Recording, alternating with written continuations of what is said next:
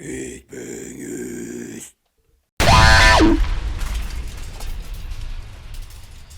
Hi, welcome back to the Headbangers Podcast, where your hosts Nathan and Brad. Here today we're joined by Adam from Oceano. How are you doing, man?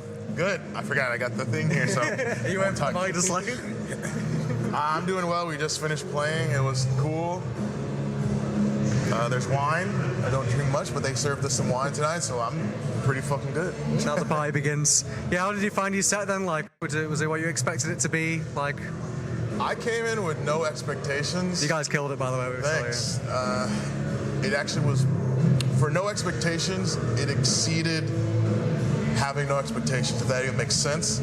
You know, I think I'm only used to what the last tour, well, the tour we're on right now with Spies and Decapitated.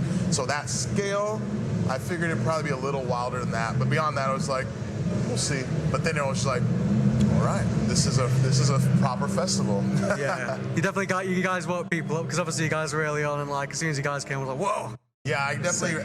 It's cool to play in the daytime. I actually have way more energy in the daytime, so I was like way more ramped up. So yeah, I wish I could do that like every day. We just let us play in the morning. Hell yeah, hell yeah. Yeah, so I want to ask you as well, because obviously you're on tour with Despised and Decapitated. How's the tour going so far? I know it's your last day in the UK. Yeah. So what have you got next? We're going to be going to mainland and doing a lot of shows over there, Germany shows and stuff. Oh, nice. We did one Germany show and Belgium show, and then we just UK right away. So we're still early in, 2 weeks left of the tour. I figure it's about to pop off even more. The UK really fucking came out for this tour, even more than I expected for that, for sure. Expectations for the UK. Oh yeah, 100%, 100%. I feel like the UK we always pop off a little bit extra. But to be fair, Germany, they pop off a little bit. Yeah, I mean, I don't know. You guys this time, for us at least, this time around is pretty fucking impressive compared to the last time we were here. Yeah. Oh yeah, definitely. I loved what you did with the guy with the blue jacket. Oh yeah. That's a little new thing. I did it yesterday too, and so I was like, let's try it again, see how it goes. I feel like he accepted his role as the mosh pit captain. He doesn't have a choice, really. He was it's usually the brightest guy in the pit, you know, it's like easiest to see. Yeah, that's what I thought. I was like, that's why you never wear anything super recognizable. But yeah, unless you're ready for it. He looks so terrified. He goes there like, he's like, why me? I very much enjoy performing, but for me, I just like to kind of like, in a fun, friendly way, kind of troll the crowd a little bit, you know, just have fun with it, just like break that fourth wall. We're all here, you know, interacting. So now that you've finished your set, are you going to be sticking around? Is there any bands that you're like looking forward to seeing here? Yeah, I already saw Full of Hell, so that was cool. We share a green room with them, so that was cool. They sounded awesome. I've never met them or seen them, so into that. I used to hang around with a lot of grind bands and hardcore bands growing up, so that was cool to see them play. At the Gates, Converge, Jane Doe, and Full. That's probably one of the highlights. I've actually never seen Converge. Maybe once in the States, Sounds of the Underground. But besides that, no. So it's been years. So I'm really excited for those especially. Oh, yeah. Those are my highlights that I'm looking forward to. So obviously you do tour vlogging, you do YouTube reactions, you're also in Oceano. How does one man balance all these things? I'm learning it right now. This is my first tour first two tours in 2.5 years, something like that. So there wasn't much balance on this. It was really just focus on the band for this, kind of see how it goes, get used to it again. But dropped a little bit of content stuff. I think more or less about just sharing this experience, whether it's from my platform or the band's just kind of showing it. So I got a little bit of Full as Hell live on my Instagram. You know, just trying to bring other people in. I think that's cool. I don't get to see the opposite side of it. Yeah, that's like sort of an immersive experience for even people that can't be there or something like that. Yeah, so it's fun. It's super cool. So yeah, I want to ask as well, because obviously you mentioned on stage that you guys had a bit of a break. How was the break? Did it refresh it? Has it sort of reinvigorated your love for performing and everything like that? Yeah, I think doing something or existing with something for so long until you kind of start to feel like you need a break. Oh yeah. I kind of like that, because then you take the break, you start to miss it, and then you come back. charged up. So that's really been the process with the band. Yeah, I definitely think there's such a benefit to just taking a step back every now and again, like we do it with the podcast. Sometimes if we're just really, really tired and we've just over-exhausted ourselves with interviews and stuff like that, we'll take a week off. Yeah. And it's one of those things that, like, you get scared because it's like, well, what if people aren't interested when we come back, like if we do take a break? But it's like, no, people will still be there. It's just one of those things. It's like, it's good that you just get the refresher time you need. It's important. I think you're, no offense to the people that love the content and things you do, but you're more important because without you, there's no content. So, I think the fans will always appreciate and understand. You're just, you need that break, or else you're going to come and be burnt out. The product's not going to be as good. You're just going to look so bored. You need that break. 100%. I think when we have taken breaks in the past, it's been refreshing. I imagine it's been the same for you with the band. Yeah, it's nice. So obviously, like, you guys have been going heavy since like the early days, like, from like the formation of like what deathcore, what we knew until now. You've also like evolved as a band, like, you've got like these cinematic undertones of some of your like newer songs. How do you think like the scene of deathcore has changed since the early days to now? Like, yeah, it's I think it's reminiscent to me of the new metal metalcore era near the end of it. And then I don't know, we're still studying this whole metal thing. It's always evolving, but it seems like you have these metal genres that really take off and grow and expand, and then right around the middle to end of like the Renaissance, it seems like is at the end, where like a lot of bands start fusing other styles that aren't typical, and then it starts to evolve into a new genre in itself. I feel like that's where deathcore is at. There's a lot of bands that are breaking the mold, and some aren't even really deathcore anymore. They're something else. I think evolution is key. I personally don't. I think that deathcore is a cool genre that exists now. I feel it's more meant to push bands out of deathcore to something wherever they want to go elsewhere, but still never forget. Kind of like one of my favorite bands is Gojira, coming from a death metal background, but there's something bigger now. But they never lost sight or forgot where they came from. Yeah, I was gonna say, like, you guys and like other bands around that time, like none of you sound the same anymore. Like, you've all evolved in the right way, like picks up new elements to add in there. So I think it's just like changing with the times, and you, like, so that you can still keep that core foundation that made the genre so good. Yeah, just evolving and growing. All right. Now, obviously, in August, you released a new track, mass-produced. I just want to ask, what are the lyrical themes behind that song? Like, what sort of inspired it? Oh man, it's definitely meant to be left for interpretation to a degree, but there's so many things. The way I wrote pretty much all the new stuff, including that one, is more. It's not with one direct message, notion, or anything like that. It's actually a lot of thoughts put into the song. So, in a nutshell, though, I could summarize. I would say that at its core, it's about people, entity, things, whatever you have it, that try so hard to, I guess, I'll just use the common term, be woke. And you try so hard and you implement all that bullshit on other people, it's almost like you're really being a part of the system, or you are the product, because the last thing that we want is to allow, us as friends and individuals and humans to be divisive and split apart. And I feel like when you're really just cramming your shit down someone's throat, whether it's good or not, it's not really helping it's not helping solve the problem.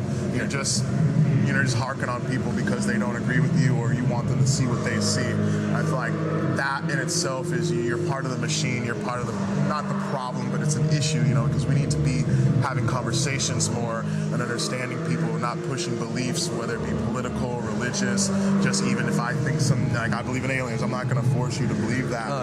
We don't need to have conversations and maybe mold our opinions around other people's opinions and stuff. Oh yeah, and I definitely agree. Like, I think like when it's like all it does is just cause more alienation between people. If it's like you might push someone further into like a direction that you don't even want them to go down by doing that. It's like if you just listen to them and like listen to their points and then just go, I don't agree with you, but here's why. Here's my opinion. Yeah. I think having an open dialogue like that causes a lot more to get done, rather than being like, well, fuck you don't believe what I believe. It's like, well, fuck you don't believe what I believe. Sometimes we get sucked into that too, you know, when you clash with other people and you want to challenge them because they challenge you first, and, you know, I'm guilty too, you know, but it's a learning process. And now I can sit here and say, you know, learning from that, I wrote a song about not being about that, you know. We all grow, and that song's really important to me because of that. It's a growing kind of thing. 100%. I think it's a good message to put behind it, because I feel like we're all in a bit of an echo chamber when it comes to social media at the moment. So it's like anything that I feel like, it's like at the end of the day we're all people. Is always a great message, I think. Yeah, we can always find something, I think, to agree on or get along or enjoy together. Yeah. So, like, since Oceano started, like, what was like the pivotal moment for you when you were like, oh shit, this is the best achievement that we've done so far? The pivotal moment? Yeah. Of all of Oceano. Shit. Man, that's wild. Pivotal, I guess. Like, it's like the moment becoming like, you know, starting off as like a local band to becoming like something like internationally acclaimed. Like, when was that moment for you? Man, that's tough. There's a lot. I think that one of the most pivotal moments, I would say the most pivotal moment for the band, as far as like, I think the history and lineage of the band, was getting Scott, our guitarist, in the band. And, you know, we started as a 2-guitarist band. We eventually now only have one. So I think getting him in the band, because now once you hear more of the new music, I think you'll see that's the guys, that's the formula that ever since I've been in the band I've been trying to get, is a guy who I can write with. You know, he tells me what he needs, I tell him what I need, and we 2-3 albums down the line we have our sound. That's something that I think we struggle with over the years, is just having different influences, and I wanted someone that was more consistent.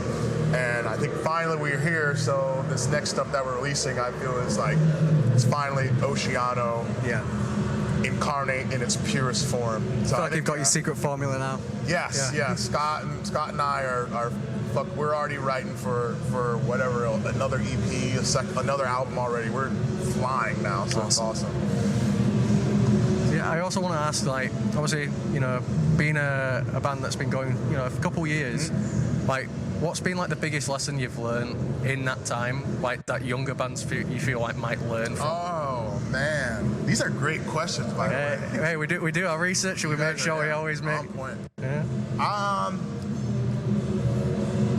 There's a lot, but I think one that's a constant reminder, both for myself and for plenty of young musicians, is I think moderation is key.